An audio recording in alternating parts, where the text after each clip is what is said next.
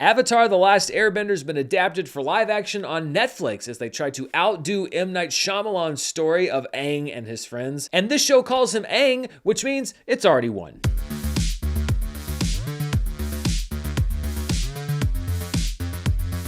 Hello everybody, I'm Dan Murrell, and this is my review of Season 1 of Avatar: The Last Airbender, which debuted just a couple days ago over on Netflix. I am going to be going over the entire first season, including my thoughts on the later episodes, so there will be some spoilers in this review. If you haven't seen all of Avatar, then you can pause this review, go watch it, and then come back. And this adaptation has been long anticipated, not just because the previous adaptation was disappointing, that of course would be M. Night Shyamalan's film, but because this was announced all the way back in 2018. Albert Kim is credited as creator and showrunner. The animated series showrunners Michael Dante DiMartino and Brian Konietzko left the project back in 2020 over creative differences. Now, full disclosure, and this is similar to what we talked about back when One Piece came out last year on Netflix, I have not seen the entirety of the Avatar: The Last Airbender animated series. That series debuted back in 2005 when I was a senior in college, and watching an animated show on Nickelodeon wasn't exactly on the top of my radar.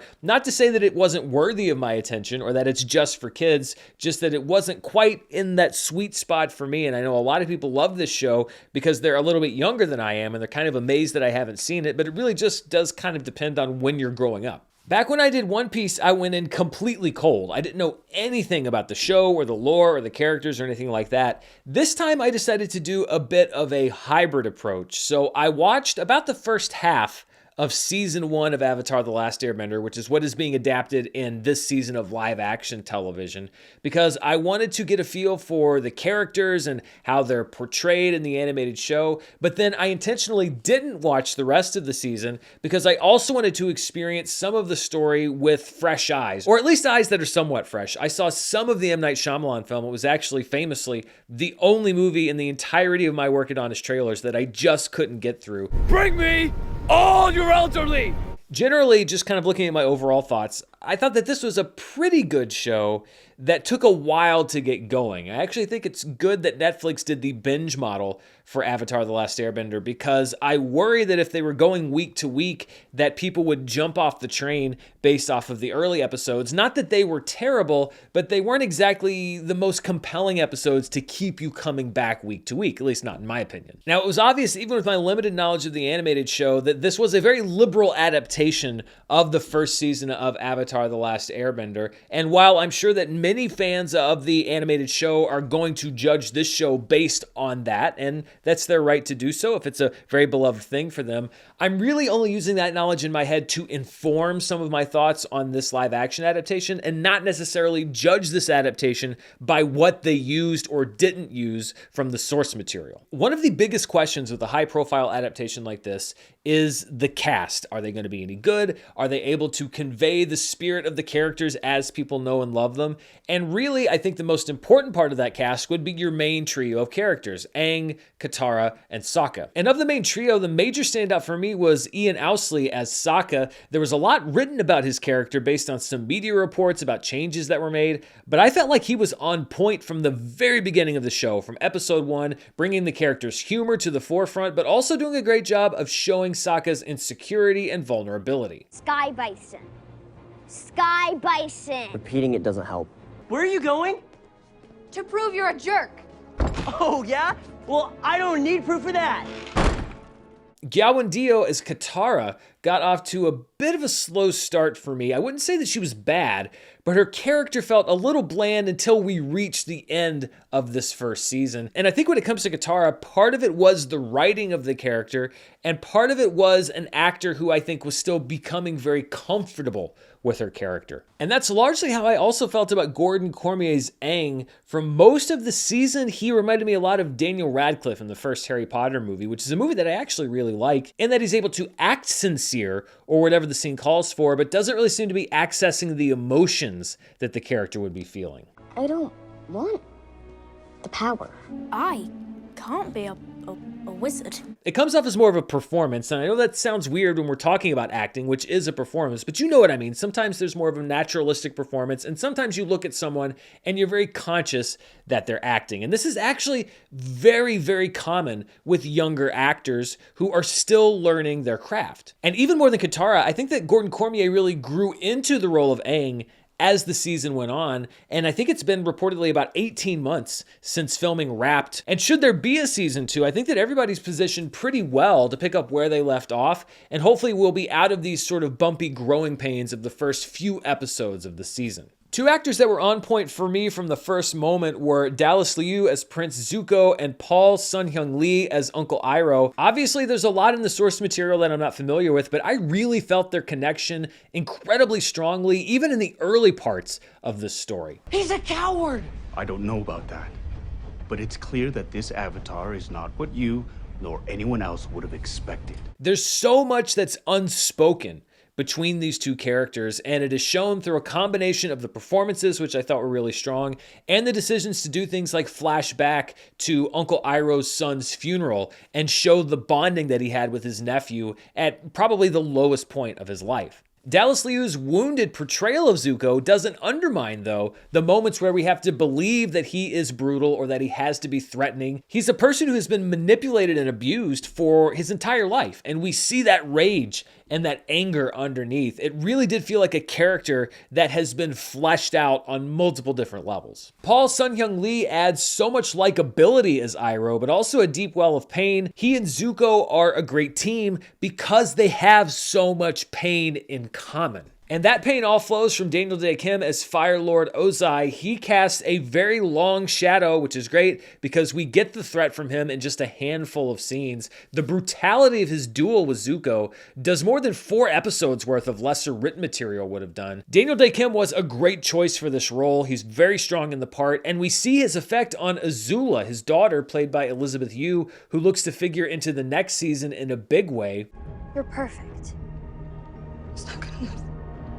I'm sure that fans of the animated show know a lot more about the rivalry between Azula and Zuko and how it plays out in later seasons, but I love how they're both manipulated by Ozai to serve his own purposes, not really even for their own good. He is an eminently selfish person, and nobody can really see it except for people like Iroh, who are a little bit more removed from the situation. And the whole Fire Nation storyline is much deeper and darker than I think a lot of people would have expected from this series, including myself. The Fire Nation was well cast and acted all around and gave us a few strong antagonists. Ken Leung as Zhao also deserves a lot of credit and really toes the line between chewing the scenery and feeling legitimately threatening. How much of a threat will the Avatar be once I eliminate waterbending from the world? So let's move on from the cast to the season overall. And I feel like when you talk about television, this is something that's been around for a long time, and you talk about pilot episodes or first episodes of a series, they have a reputation as being either the best episode of a series or the worst episode of a series, because there's a lot that a pilot has to do. You have to introduce so many characters and do so much world building from the ground up, even if you're doing an adaptation like Avatar: The Last Airbender, and sometimes storytelling is what gets sacrificed in order to do that. And that's what I felt about episode 1 of this season, which was called Aang. I thought that it was the worst episode of the season, which is both a very bad thing, but also not a terrible thing considering it's all uphill from there. In addition to some spotty acting from the leads, I think it also felt forced to have the kid's grandmother, Gran, deliver the famous Avatar opening monologue. The 4 nations lived together in harmony. Then everything changed when the Fire Nation attacked. And there was also a weird exchange of dialogue that was nearly a word-for-word lift from Man of Steel. Can't I just keep pretending I'm your friend? You are my friend. Can I just keep pretending I'm your son? You are my son. Ultimately, episode 1 did what it needed to do, which was to introduce these characters, and we got to episode 2, which I thought was actually a big step up from the first episode. And I know that there was a lot of talk in the media about toning down Sokka's attitude toward girls in the show, but I still felt like he was humbled when he visited the Kyoshi warriors in this episode, and I liked his rapport with Suki and both of their pressures about having to protect their communities. Episode 2 is where we also had the meeting between Aang and Avatar Kyoshi, and I kind of like how all the avatars were a little annoyed at Aang for not living up to his duties thus far. Avoid your duties any longer, and not only will you fail to save the world, you won't even be able to save this island. We also got a great action scene where Kyoshi unleashes the full powers of the Avatar, a little preview of Aang's potential. And I've seen some criticism of the computer effects in the series. I actually didn't really have a problem with them. They were cartoonish in many ways, but this is an adaptation of the cartoon, and I felt that it kept with the aesthetic of the show. There were a few shots that I looked at and said, oh, that looks kind of bad. But I think being able to recognize that they're CGI effects and them being bad CGI effects are two different things. And given the fact that we are very heightened in the sort of things that are being portrayed in the show, it didn't really bother me that much in very many places. The middle of the season, plot-wise, as the actors were sort of growing into their characters, is where it started to feel a little blobby, for lack of a better word. It's where it felt like the writers wanted to adapt as many different things from the animated series as they could, and so they started just sort of throwing them all together in different places. And I think a good example of that is the third episode of the season, which was called Omashu, that also brought in characters like Sai and his son Teo, Jet and the Freedom Fighters, and then turned into a two-parter that actually just told a mostly new story in the next episode. I actually don't envy the job of having to decide what you're going to include and what you're not going to include when you're adapting a beloved series like this one, because you know that anything that you leave out is going to infuriate people. I saw people that sounded like they were ready to riot if cabbages had been eliminated from this episode that is set in Omashu. So I'm not saying that it is an easy job, but I just think structurally it might have made more sense to hew a little bit closer to the source material, have one episode that's set in Omashu, and then if you want to bring in Jet and these other characters, maybe move them to a different place, maybe a place that's not canon in the animated series, where you can bring those people in for their own storyline that's not kind of jammed together with a new one. Regardless, in episode 4, we did get the fight between Aang and his friend Bumi, now the aged king of Omashu. Utkarsh Ambudkar did, I think, a great job in the role of the king, which I think is about as cartoonish as this live action show got. Maybe I just wanted a bite of rock candy. It's not always easy to take that leap of faith and go that broad, but it fit into what the show was trying to do. And I also like that the fourth episode is where you saw Aang really beginning to take control of his own destiny and challenge what other people thought was his role as the Avatar and how he should be doing things. You think like a child. Is that really so bad? The fourth episode had the Aang King Bumi fight, but it also had some great Zuko Uncle Iroh backstory, including Iroh's son Lu Ten's funeral, as well as the day that Zuko was exiled and joined by Iroh on his trip to find the Avatar. I don't need a babysitter. How about a friend? I've got a lot more Avatar: The Last Airbender to talk about, but before we do, I want to thank the sponsor for this video. This video is brought to you by The Perfect Jean. I wear jeans all the time, like literally all the time, even during the summer, and I'm always looking for a pair that's comfortable and that actually, fits. I actually really have a hard time finding jeans that fit well, but I'm happy to say that I found that fit with The Perfect Jean.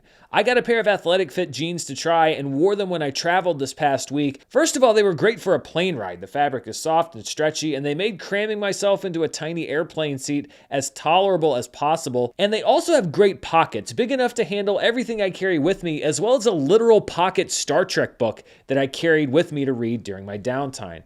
The Perfect Jean makes 6 fits from skinny to thick, and they have waist sizes from 26 to 50 and lengths from 26 to 38. So whatever your size is, they got you. I can honestly say that this is one of the most comfortable pairs of jeans that I've ever worn. And listeners and viewers here on the channel get 15% off of their first order by going to theperfectjean.nyc. That's 15% off your first order plus free shipping, free returns, and free exchanges when you use code DAN15 at checkout. That's 15% off for new customers at theperfectjean.nyc with promo code DAN15, that's DAN15.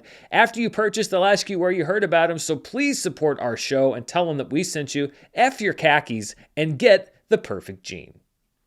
There are creatures in here that will do far more than devour your body. They'll eat your soul. Episode 5, Spirited Away, had a solid horror movie vibe. Ko the Face Stealer was a legitimately creepy villain, some great character design and execution there. And we also got a creative way to do flashbacks as Katara and Sokka are taken back to their darkest moments. I also like that we got a reunion between Aang and Gyatso that gives the viewers a little bit of closure over their relationship, which we really only saw briefly. And it also allows Aang to let himself off the hook for not being there when the Airbenders were wiped out by the Fire Nation. It's not your fault. So, let go. Episode 5 is really where the show began to pick up for me. The only criticism I'd really have is similar to what I just talked about, which is that I would have made this episode, episode 5, a standalone episode, because when you make it a two-parter and you send Aang off to the Fire Nation to go find Avatar Roku, you're basically sidelining Katara and Sokka for an entire episode, and I missed them when they weren't there. I understand that you do have to send Aang out on his own because he does have to learn how to function without that support system from time to time, but I think there's a way that you could have done that without sidelining those two characters for an entire episode, because in a season that's only 8 episodes long, I miss them not being there. And this 6th episode, Masks, really belongs to Prince Zuko as we see flashbacks to his failure at the first War Council meeting, as well as the duel between him and his father that left him scarred, humiliated, and exiled. Compassion is a sign of weakness. The best villains are the ones that you can understand. You don't have to agree or condone, but if you understand why they're doing what they're doing, then they become that much more interesting. And I really think that Prince Zuko got a great shake from the writers this season. I thought that his character was really, really well done and well written. This is also where we see the ascendance of Zhao and the disloyalty of Zuko's crew because of his abusive behavior toward them. There's this saying that hurt people hurt people. And I think that that's really the story of Zuko this season. I think we see so much of his backstory, not because we're being asked to let him off the hook, but because the show is helping us to see why he does what he does and really how it blows up in his face. And if you ask anyone here, they'll tell you, he may be a prince, but he's not our prince. We also get a quiet scene with Aang and Zuko after Zuko rescues Aang from the Fire Nation. It's a well-written version of the old "we're not so different, you and I" scene from any number of villain-hero meetups. But it's well acted, and it's one of the first times this season that I felt like Gordon Cormier had a really strong hold on his character. If we knew each other back then, do you think we could have been friends? Episodes 7 and 8 were, I thought, the two strongest episodes of the season. And listen, if you're going to go out, why not go out on a high note? The assault on Agna Kella felt like it had real stakes, some surprising turns, and an actual turning point for each of our main characters that brought their story arcs for the season to a close. For Katara, we had her desire to train with the men, only to be told that women must only be trained as healers. You're an excellent waterbender. But you still won't let me fight. No. And really what this does is only motivate her to become better, and we begin to see just how well she is mastering the art of waterbending. Sokka gets a romantic storyline with Princess Yue, and I was excited to see that Amber Midthunder, who I thought was great in Prey, would be in this show. Her character is another one that I think could have used a little bit more development, and I almost wish that we would have gotten to the North maybe one episode sooner, so we'd have just that much more time to spend with everybody there and to get invested, particularly in Sokka and Yue, because we're asked to spend a lot of emotional capital on this relationship between the two of them, and it does feel rushed. I think it's important for Sokka to learn that he can't always protect everyone and that sometimes he just has to do his best. I also like his development this season from believing he can only be a warrior to understanding that he's capable of so much more. All of Aang's pain and anger so far culminates with him merging with the ocean spirit in the final episode. I liked how the season was setting up this concept that there's one way to be the Avatar, and the only way that you can do it is alone, that you have to give up all connections and that you must sacrifice everything in order to do your job properly. And it seems like they're proven right when Aang sacrifices his sense of self to become this vengeful ocean spirit for all eternity, but it's ultimately love and friendship that pull him back for the brink, and he now understands the importance of the people that he works with. It's classic hero's journey type stuff, but there's a reason that stories come back to these beats over and over again, and it's because they work. And I think that this season really benefited from a finale that, for me, worked on every level. And I think that people often remember what they saw last. And when you end on a good episode, I think that that gets people more excited to tell their friends to watch the show, and also to maybe forget about some of the rougher stuff at the beginning. I also like that we end the season with Zuko completely demoralized and aimless. You don't always have to leave your characters on an upbeat note, and it's obvious that even with Zhao gone, his words about Azula being Ozai's real heir will stick with Zuko for a long time. You are the fire in which her iron was forged. That's all you were. And so going into season 2, we have Azula rising, having captured Omashu for the first time in generations, and we have the impending arrival of Sozin's Comet, a ticking clock that wasn't really addressed much this season, but will obviously be a big plot point as Aang continues his training, or really starts his training, going forward. Anyone else hungry? Why is everything always about your stomach? Because it's where his brain is. Oh, says the kid with the melon head. Overall, I think that there's a lot of promise in this show. Now, I doubt that anybody is going to put it above or even on the same level as the animated show, even the parts that I saw, but it's also a different kind of show. And I think that for a younger audience that maybe hasn't even seen the original animated series, this show could be their avatar, and I think it's worthy. I think it shares enough of the DNA and the things that are right about these characters of being called their version of Avatar. I don't think that you're asking a younger generation to endorse an inferior product necessarily. The fact that it ended on a high note is good, and hopefully the creative team can look at what worked and what didn't work, what fans responded to and what they didn't respond to, as they craft what might be a season 2 if it gets that pickup, if the viewership is high enough. And I hope that as they move forward, if they do, what they'll focus on is what from the original source material serves to tell the story that they are telling in this live action adaptation. I hope they worry a little bit less about grabbing this, that, and the other from the animated show,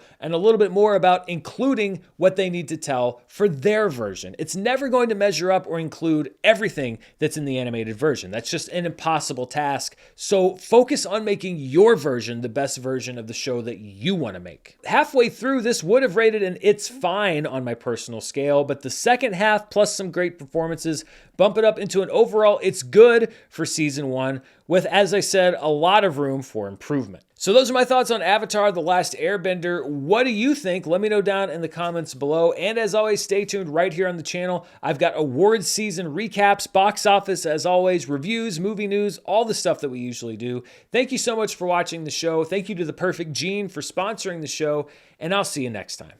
Bye.